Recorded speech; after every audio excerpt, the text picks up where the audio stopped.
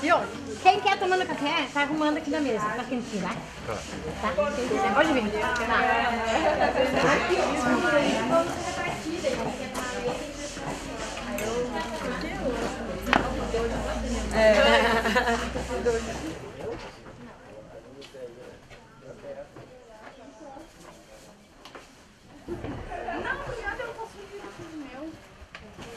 A minha crioula aqui também, pra fazer com arroz, a minha caipira, que o pessoal fala. Eu digo crioula, né? Na minha língua é crioula, que é o pessoal de caipira. Esse aqui que é lá do Peru, né?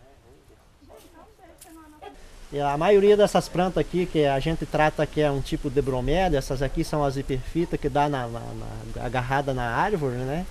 Então a maioria está em extinção. A ideia é concluir essa aqui uma parte boa e começar a levar para as matas de novo, para onde já não tem, que tem algum lugar ainda encontra algum pé, aonde não tiver a gente vai distribuir. A ideia é que a gente está fazendo isso aí, mas só que o nosso espaço para concluir isso aqui, tanto como financeiro como para construir as casas, para reproduzir ligeiro, é pouco recurso, né?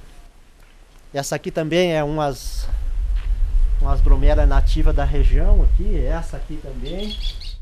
Aqui nós temos esse tipo de orquídea aqui que também ocorre na Bacia do Prata, um pedacinho no Brasil, um pedacinho na Argentina e uma partezinha no Paraguai, que ela ocorre só nessa região também. Ela já está bastante dificuldade, não é qualquer lugar na mata que consegue.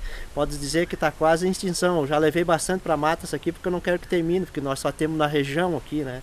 Eu reproduzo aqui e levo para mata. Faz uns 20 anos que eu tenho um pezinho e vou reproduzindo.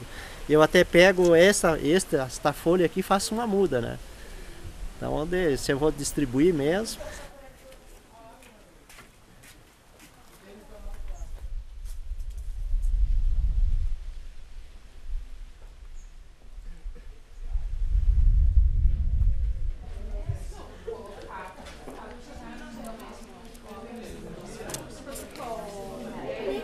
Eu digo, sou a índia branca, sou meia... O meu esposo, não, o Emílio, que tem mais os traços do Guarani, digo, eu sou... Mas eu tenho descendência da minha avó, como falei pra ti antes, né? Não, é bisavó. Minha bisavó, que morreu com 115 anos, eu tinha descendência de Guarani. Bem Guarani. Era uma Guarani pura. A minha mãe também, a falecida mãe também. E daí essa já vinha no parentesco pelo lado do meu pai, né? Eu não recordo se era um irmão homem ou uma mulher dessa bisavó daquele que era um irmão. Eu comecei a trabalhar aqui como arqueólogo, né? Eu vim para acompanhar as obras de restauração da igreja, que naquela época se faziam. Naquela época eu cheguei aqui, muitas das paredes estavam rachadas e em vias de desabamento. Tinham buracos de caçador de tesouro assim, que tinham afundado, tinham salas inteiras assim, que estavam todas mexidas e as fundações já falseando e a parede para cair, quer dizer, mesmo uma parede, os arquitetos tinham que fazer intervenção e para fazer a intervenção tinha que ter acompanhamento arqueológico. E eu cheguei aqui para fazer o registro, os arquitetos, os operários ali de São Miguel fazendo a remoção do solo e cada coisa que eles encontravam me mostravam, isso aqui sim, já registrava, acompanhava, ajudava ali, né? Mas eu era o arqueólogo da equipe. Aí eu brinquei há pouco, eu disse até que chegou um momento que eu levantei os olhos assim para ver a face dos operários que estavam me acompanhando. 3, 4 deles eram assim, Guarani quase da gema, em termos de fenótipo. Esse cara lá, veio lá da URGS, lá, os historiadores, tudo dizendo que os Guarani se extinguiram, desapareceram. Aí eu comecei a circular aqui na região e comecei a ver. É muito procurado. Os turistas é muito procurado, eles chegam e perguntam, porque eles já estão vendo eles já vêm, como você diz, direto visitar o que o índio conseguiu concluir, né? Então já eles ficam perguntando das raízes que ainda existem, né?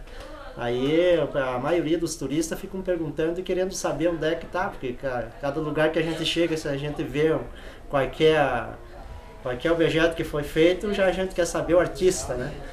Então o turista corre nessa parte e quando encontra eles ficam faceiros, né? Já eles estão ali com o artesanato desde o primeiro Guarani que começou a fazer, eles mantêm a cultura até hoje, né? A questão mais fundamental é o acesso e o reconhecimento de áreas de mata, de área de terra, né, em que eles possam constituir aldeias aqui na região, que é uma região que, com muito custo, o governo do estado, no início da década de 2000, criou aqui a aldeia do Inhacapetum. Então, uma reserva estadual que nós teremos oportunidade de visitar e que eles querem ampliar agora. Eles estão achando pequena e querem aumentar. A outra demanda é a Mata São Lourenço, que é uma mata que, quando nós chegarmos mais lá no topo, eu vou mostrar para vocês, é uma mata que a gente enxerga aqui da cidade. E a Esquina Ezequiel, que é uma outra área de mato que fica no sul do município. O município de São Miguel é grande. Então, aqui tem muitas possibilidades de terras indígenas. A outra reivindicação é a área do Caró, onde nós também visitaremos lá, que é onde tem o Santuário do Martírio, tem um pedaço de mata e os Guarani reivindicam.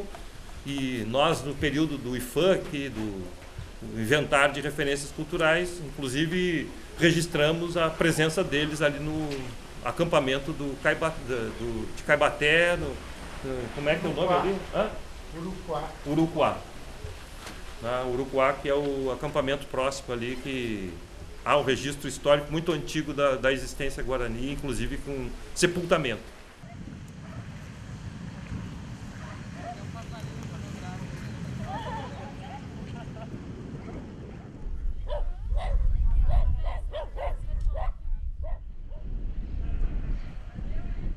De 93, 94 para cá, temos a presença dos Guarani aqui no alpendre do museu vendendo o artesanato.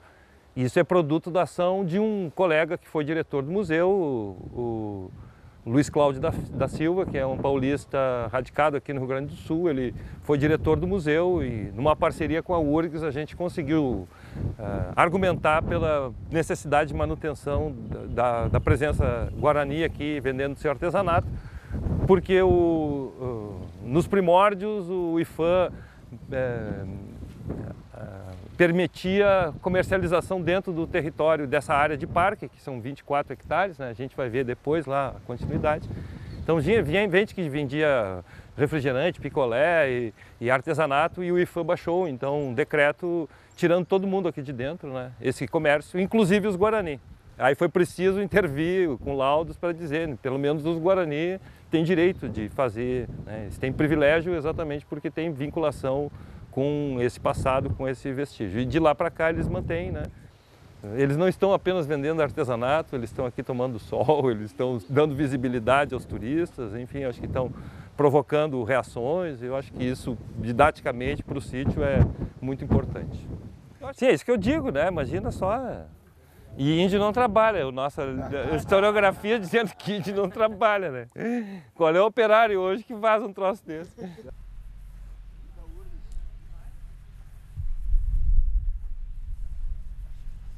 Então a igreja, o cemitério, o pátio do colégio e o dormitório dos padres. E do outro lado aqui é o Cotiguaçu, que era a casa, aquela bem lá onde tem aquelas árvores lá, casa das viúvas e órfãos. Tá? Ficavam isolados. A expansão do Império Português vinha pelo litoral brasileiro, adentrava o interior do continente, e a expansão espanhola aqui se fazia através de Assunção, adentrando o Rio Grande do Sul. Aqui era uma área de conflito não muito bem definida, né? Quer dizer, o próprio Rio Grande do Sul nessa época era espanhol, nasceu espanhol, do ponto de vista formal da colonização, né? E aí sempre o interesse dos portugueses de conseguirem expandir-se e ocupar esse espaço antes que os espanhóis fizessem. Os espanhóis fizeram através dos índios, cooptando os índios, mas não efetuando uma ocupação populacional. Não eram espanhóis que permaneciam, eram jesuítas. Que todo mundo fala, que não somente libera espaço para vender artesanato ali no museu, senão também que acho que nós temos direito de, realmente como, por exemplo, que alguma parte de todo o ingresso que venha para a comunidade, assim, né? Que se foram os Guarani que construíram as ruínas, se não fosse o Guarani não existiria aqui, né? Então acho que a gente está querendo é isso, né?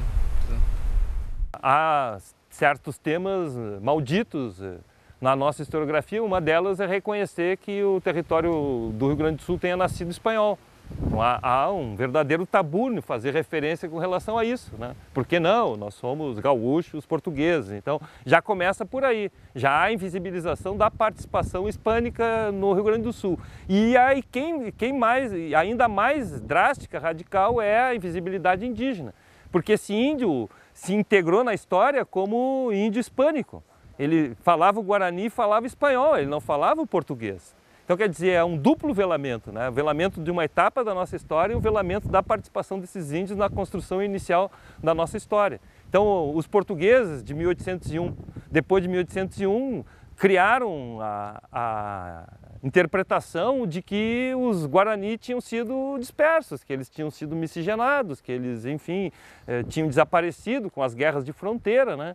E aí se criou um suposto campesinato missioneiro, mestiço, que na verdade, do nosso ponto de vista, da etnografia, ainda é eminentemente indígena. Só que não, né, de um tipo de índio que não manteve a sua língua, que a história diz que foram extintos, então foram formalmente declarados extintos, né? E o que o trabalho no interior aí mostra é que os descendentes Guarani continuam ocupando a região, mas ilhados no meio do latifúndio. Quer dizer, o latifúndio tomou conta e os Guarani não conseguiram reproduzir seu modo de vida. Os Guarani que nós vemos aqui são Guaranis que perduram ainda na sua raiz cultural, a reprodução da sua língua, por exemplo, porque eles mantiveram uma matriz advinda do Paraguai, que é considerado o centro do mundo deles, os Imbiá-Guarani, né? Mas nós temos também a presença desse campesinato Guarani, como diz Darcy Ribeiro, neo-Guarani. Só que a historiografia e as políticas públicas velaram sobre a existência deles, né?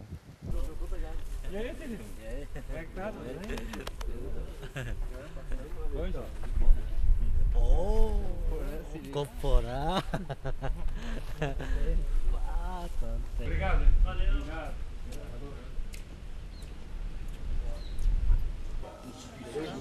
Eu não boto fora, como depois eu aproveito.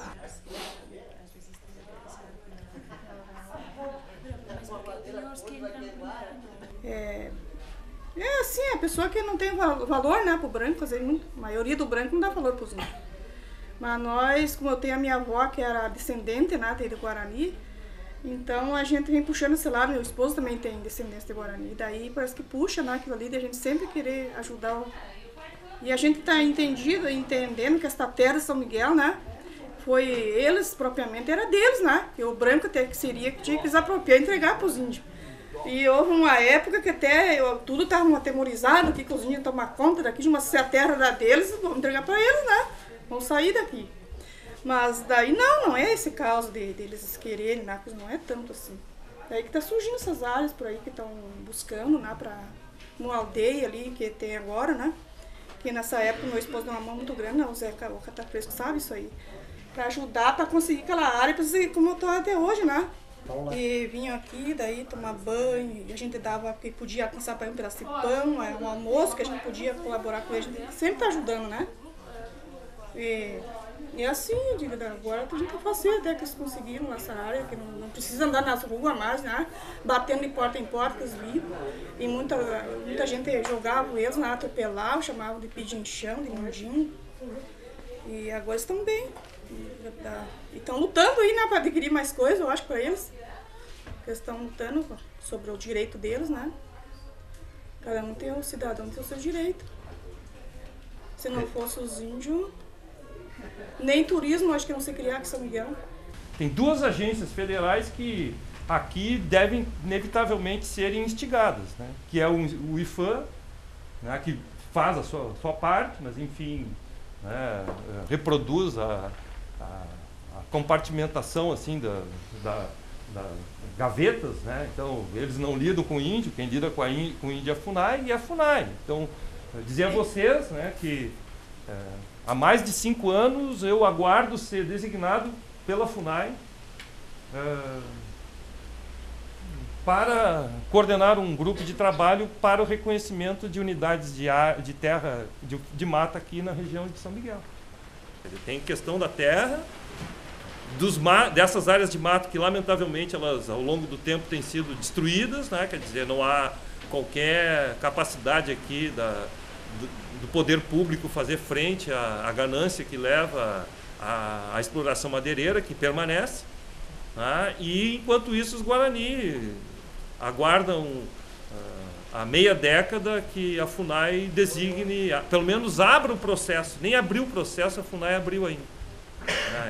Então, no mínimo que se faça, se dê a partida nesse processo de reconhecimento dessas áreas antes que já não exista mato, né?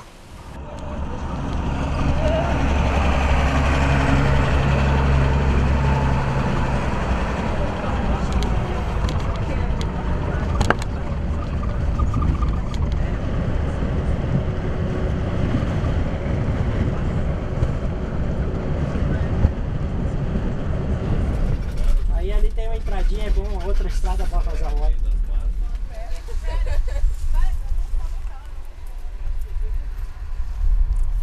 Ele é um batalhador, tem que fazer o registro que foi a partir dele que conseguiu reconhecer ali a aldeia do Inhacapetum como espaço Guarani, que o Estado desapropriou e indenizou de um amigo dele, quer dizer, ele ajudou a fazer toda a tramitação para que aquilo do senhor que era o proprietário passasse a ser dos Guarani como reserva. Ele foi talvez até o idealizador dessa proposta.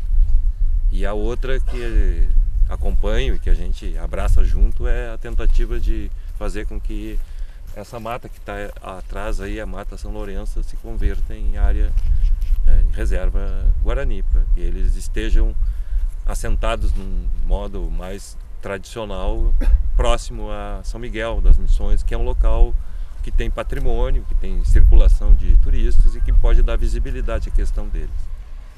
Não, e é uma área que os Guarani mesmo, eles estão querendo que sendo adquirida porque eles não tem outra mata que já não esteja detonada na região aqui. A única que ainda está um pouco conservada é essa Mata São Lourenço, né? A gente espera que um dia desça alguma coisa do céu e olhe para os Guarani aí, porque outro meio é difícil, né? A gente está reivindicando, o principal é o Mata São Lourenço, e acho que é uma área que desde muito antigamente, já que os velhos se lembram, que eles sempre vinham e ficavam nesses territórios aqui na Mata São Lourenço, né? Icaró também, que nesse aqui é um dos lugares que sempre pegar o material, né? É um lugar que é maior que esse aqui, onde tem mais mata, onde tem mais caça e tem ainda mais remédios naturais também tem, então sempre é um lugar que os velhos queriam ir muito morar lá, né? Então a gente está reivindicando que é uma área importante, porque a comunidade também vai crescendo cada vez mais, né? E acho que é bom também que as crianças que vão nascendo assim, morem, que possam nascer lá também, ter mais conhecimento das ervas.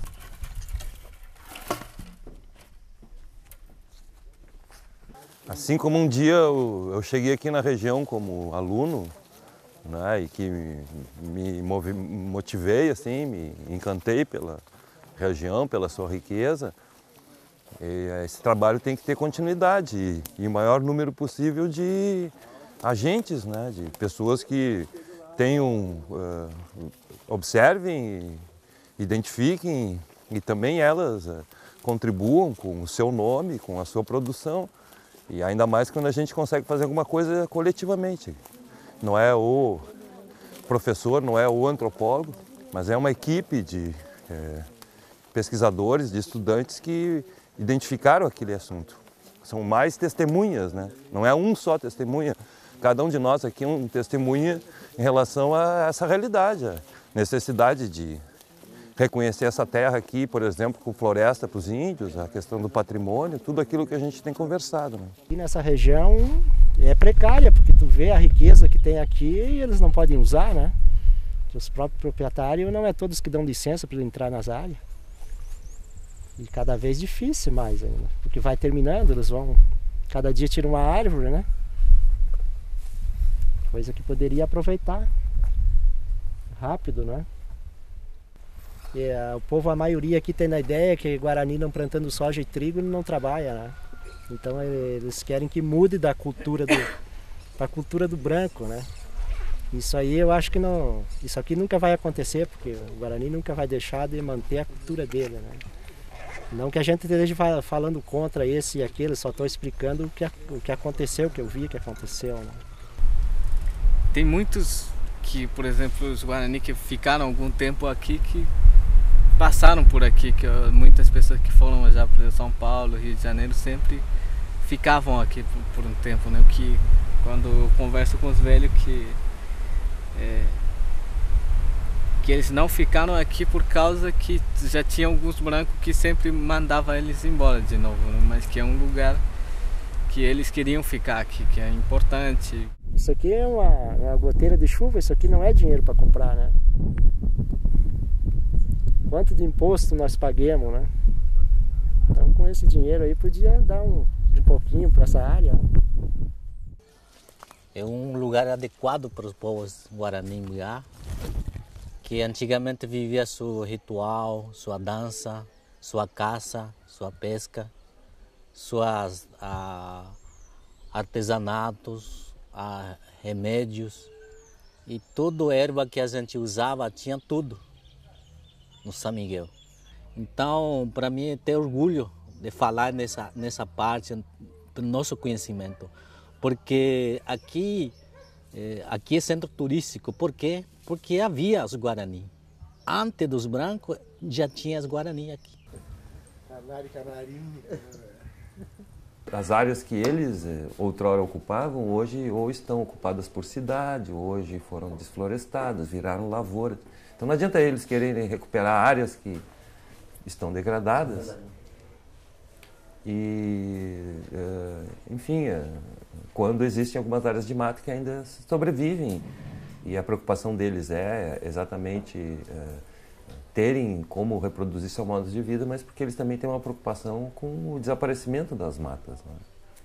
E o que nós temos defendido é de que, não só aqui com relação aos Guarani, mas em todo o país, as comunidades indígenas estão se apresentando como as mais eficientes na preservação do patrimônio natural. Enfim, queríamos saber da maneira como a coligação e como a própria posição que a prefeitura está assumindo com relação a algumas enfim, demandas que estão colocadas ou de diretrizes que possam politicamente estarem assumindo assim, com relação à realidade do Zembiá-Guarani, principalmente aqui em São Miguel. E quando nós falamos de meio ambiente, essa reserva aqui da Ezequiel, eu acho que seria muito importante que nós criássemos um projeto de preservação para ela e buscasse recursos, né? Que o recurso para o meio ambiente eu sei que tem em Coiti, isso tem. Então nós fazer um projeto, né, direcionar para a aldeia Guarani, eu acredito que precisa ampliar a aldeia, né, ampliar a reserva, e ali seria interessante, né, porque é uma área enorme. Eu acredito que ali é uma área de acho que quase 300 hectares aquilo ali, né, de mata. E quando vocês vêm para cá, eu acho que vocês têm de repente um projeto de preservação, um projeto algo novo que possa nos apresentar, nos sugerir, isso é muito importante. Nós podemos colocar para o nosso meio ambiente, para o nosso pessoal do meio ambiente, o que está acontecendo, né? Para que eles podem levar isso adiante, a gente sabe disso, isso nós podemos fazer. Mas tem algumas questões que, por respeito aos demais municípios, sim, é uma gestão, nós estamos de certa forma meio engessados, né? Então a gente tem que ver, agora vamos ter que sentar e estudar tudo isso, né? O que nós podemos fazer. Agora eu acho que a preservação em si não é só na Mata São Lourenço, né? Sim, em vários locais. Hoje o homem realmente está bem agressivo. Nos visita e aí vai ser um prazer. Com certeza nós vamos nos ver mais vezes, né? Fazer esse trabalho.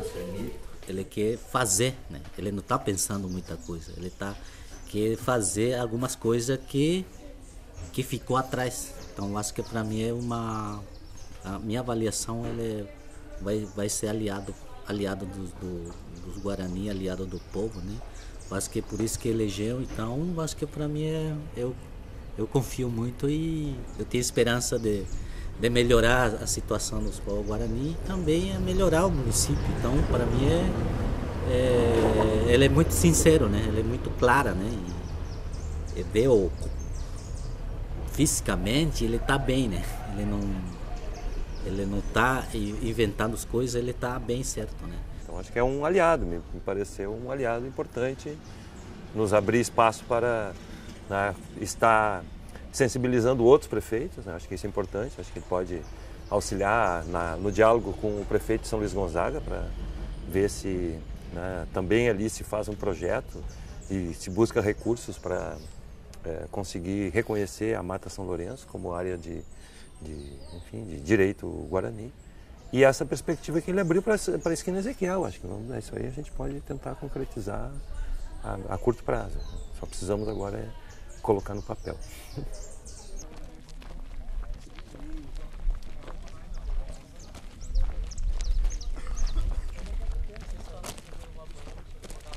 Aqui o dono disso aí era major, naquela época, né, que eles diziam. Não era chamava o intendente? Não, o intendente foi mais depois daquilo, né? E esse era antes, né? Isso era um tipo expedicionário, né, que foram na guerra. Então ali, o dono disso ali era um deles, né? Um dos antigos, mas isso Os Guarani precisam de mato para viver, né? Preciso. E os matos, eles estão se queixando que estão cada vez desaparecendo mais, né? E aí eles estão com medo até que a mata aqui em São Lourenço logo não exista mais. E a gente tem olhado no satélite ali, tem visto que realmente de ano a ano está virando cada vez maior as lavouras. E eles fazem a lavoura por dentro assim, não sei se o senhor sabe, e aí só deixa a parte da estrada e parece que está inteira, mas está desaparecendo. Não, vou lhe dizer, eu me criei, trabalhei, né? Aqui tinha uma fazenda muito grande, que era do Pelágio Tomás da Silva. É falecido faz 1 ano, 2 anos, né?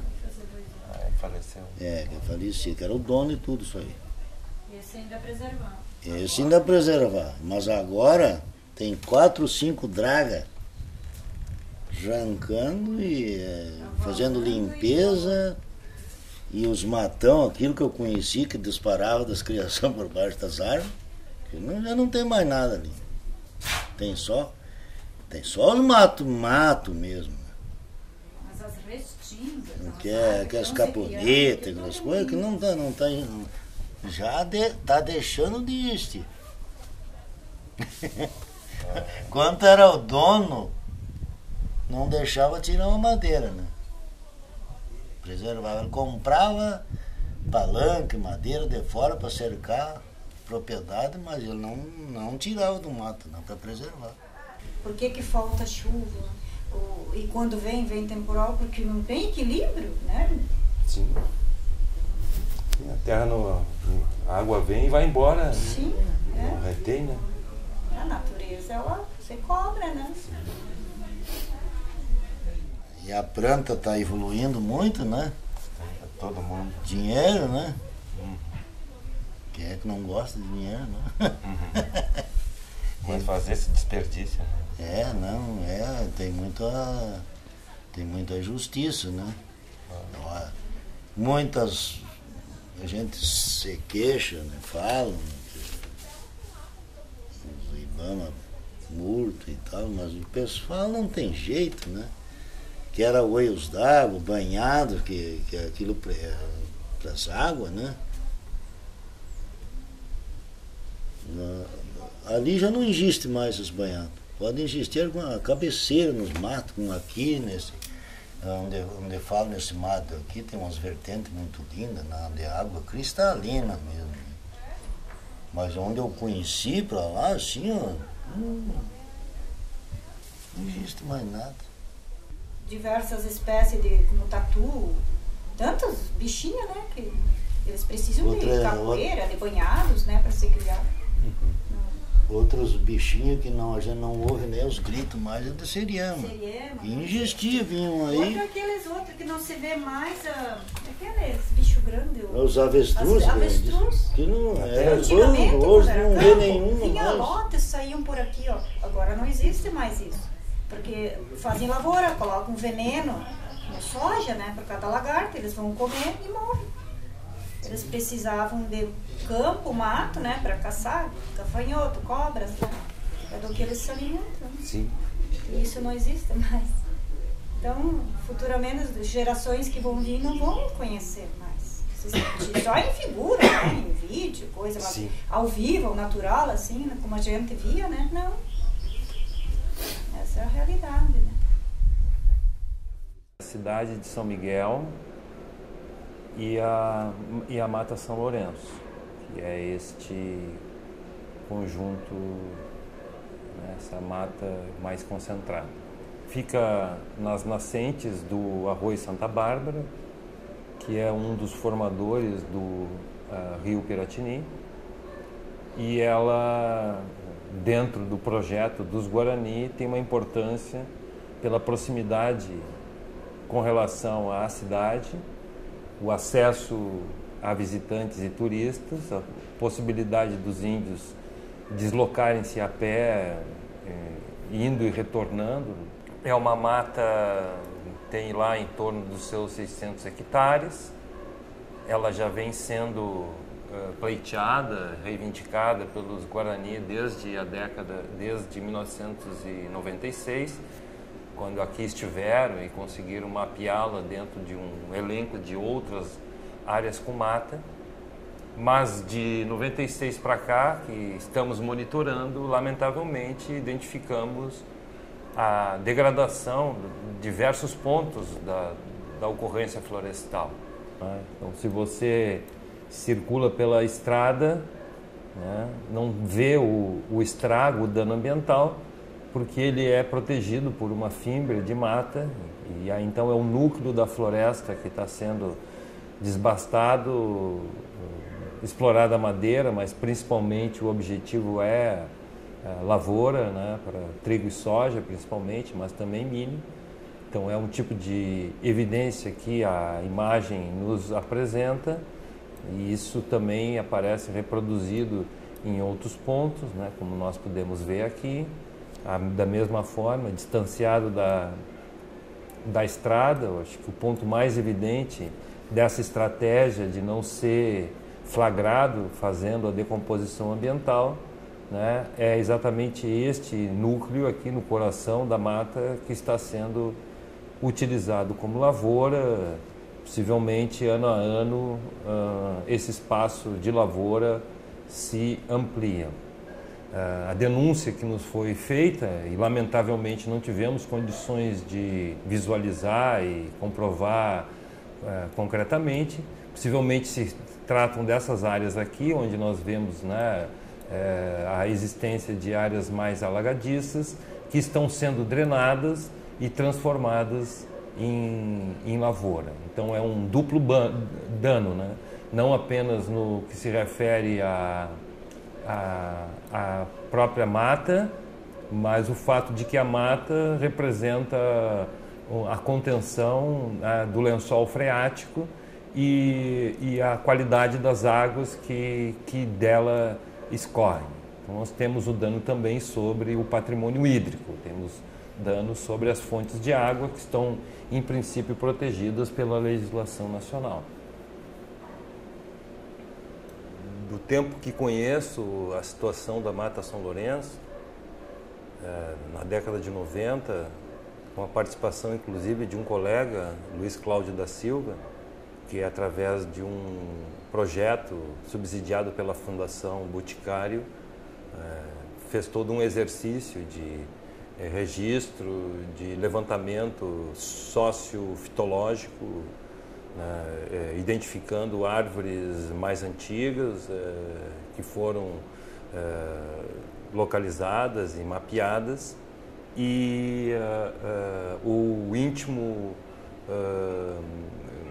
contato que tiveram com o antigo proprietário, que foi citado, né?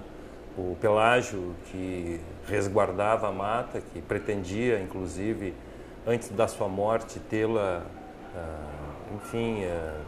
transformada em área indígena, né? Com, claro, o apoio do governo, no sentido de efetuar uma indenização, mas, lamentavelmente, né, o tempo se foi, nenhuma iniciativa avançou, ele morreu, possivelmente os herdeiros repassaram para outros proprietários, venderam a terra, e esses novos proprietários agora, não sensíveis pela importância do patrimônio ambiental, estão transformando isso em área de produção agrícola, de reversão econômica em seu benefício.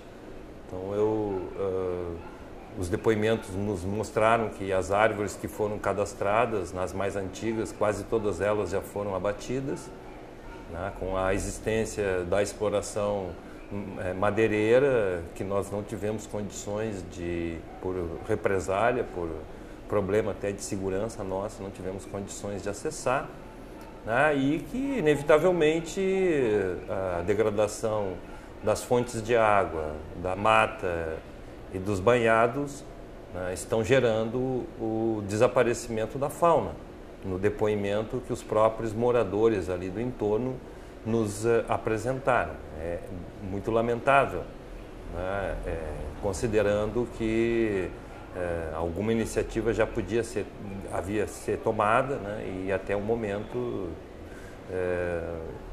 precisamos fazer trabalhos, né, de sensibilização e de envolvimento das instituições responsáveis para que alguma iniciativa seja feita antes que o restante, né, desse patrimônio desapareça e, enfim, os índios percam mais esta oportunidade, não apenas de restituírem uma parte do seu espaço e reverterem as condições de reprodução do seu modo de vida, mas a perda de toda a sociedade brasileira, da comunidade de São Miguel, de, enfim, não terem mais à sua disposição essa riqueza, que também é elemento de atração a visitantes e de preservar a qualidade de vida em toda aquela região.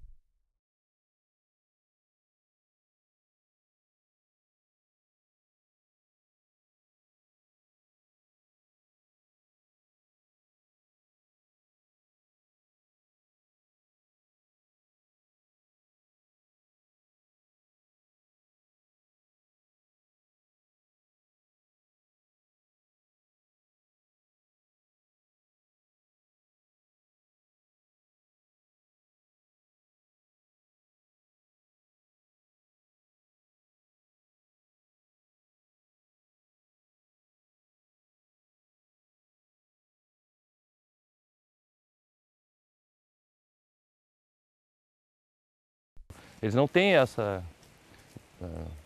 eu diria, obsessão de querer transformar o mundo. Eu acho que eles, a obsessão é se integrar ao mundo, né? A maneira como eu vejo que é essa filosofia.